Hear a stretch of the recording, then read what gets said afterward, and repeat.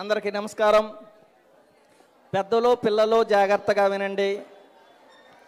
నేను మధు సాంగ్గా కొంతమందికి తెలిస్తే, నేను ప్యాంట్ వేసుకున్నప్పుడు మధు టీచర్గా కొంతమందికి తెలుసు, అది వేరే విషయం.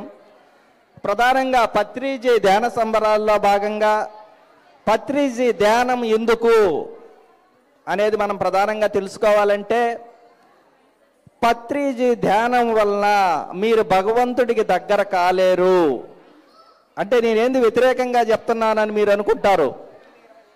ఎందుకు కాలేరు అంటే, ధ్యానము అనేది మనము దైవత్వానికి దగ్గరగా ఉండి ధ్యానం చేస్తున్నప్పుడు రకరకాలైనటువంటి ఆలోచనలు చుట్టుముడతాయి.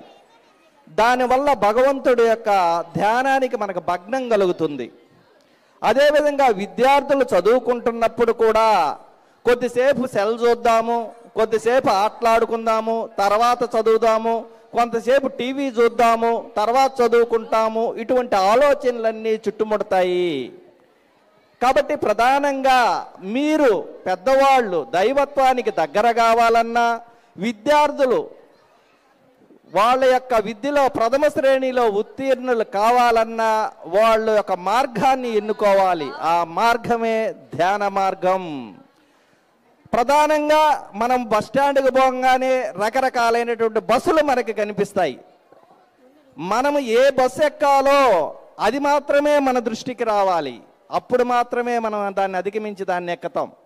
భగవంతుడికి దగ్గర కావాలంటే మన మార్గం కూడా సూక్ష్మ రూపంలో, సూక్ష్మ మార్గం దేవుడు కనిపించాలి అంటే తప్పనిసరిగా ధ్యానం అనేది నేర్చుకోవాలి. శ్వాస మీద ధ్యాస పెట్టి ధ్యానం నేర్చుకున్నప్పుడు మాత్రమే మీరు దైవత్వానికి దగ్గర కాగలరు. అదేవిధంగా ప్రతి ఒక్క విద్యార్థి కూడా శ్వాస మీద ధ్యాస పెడితే, ఇప్పుడు నేను చూసినటువంటి ఒక ప్రోగ్రాంలో ఒక డ్యాన్స్ వేసినటువంటి ఒక పాప ఇక్కడ చిన్న పాప డ్యాన్స్ వేసింది.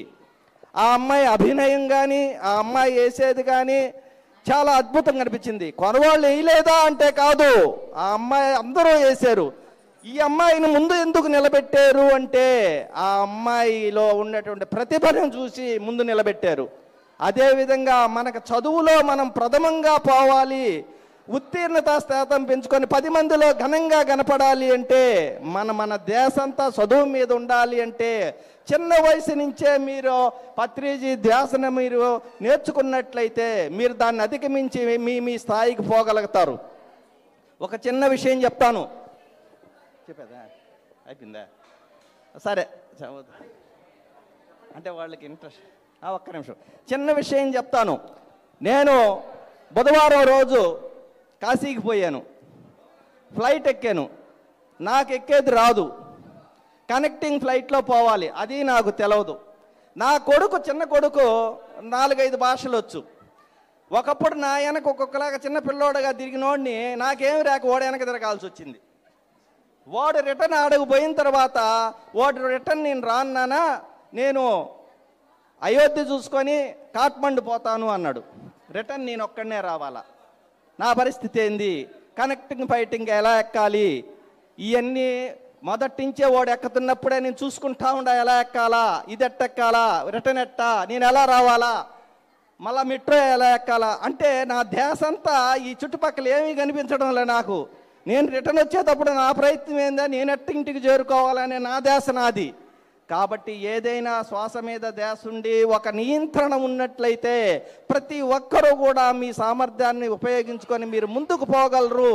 కాబట్టి ప్రతి ఒక్కరూ కూడా ఏదో వచ్చాము చూసామని కాకుండా ప్రతి ఒక్కరూ కూడా ధ్యానం అంటే శ్వాస మీద ధ్యాస, భగవంతుడికి దగ్గర కావాలంటే, మీకు అనుకూలమైనటువంటి మార్గాన్ని పొందాలంటే అటు పెద్దవాళ్ళు కానీ ఇటు పిల్లలు కానీ మీ సామర్థ్యాన్ని మీరు గుర్తింపుతో ప్రతిభలో రాణించాలంటే ఈ మార్గంలో పోతే మీరందరూ అధిగమించగలరు. కాబట్టి అందరికీ కూడా మంచి జరగాలని కోరుకుంటూ శుభం.